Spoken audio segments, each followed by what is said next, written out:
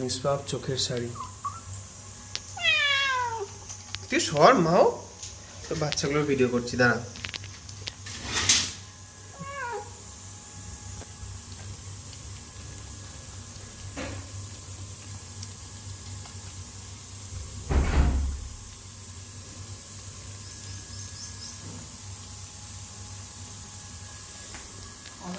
But তারপরেও আমাদের একজন অলস প্রাণী ঘুমাচ্ছে।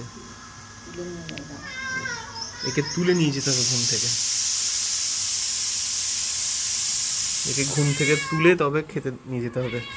ও কষ্ট করে উঠে যাবে না, প্রচণ্ড অলস। কি করা যায় একটা অ্যাডভাইস দিন, এইবার দেখুন খাবে।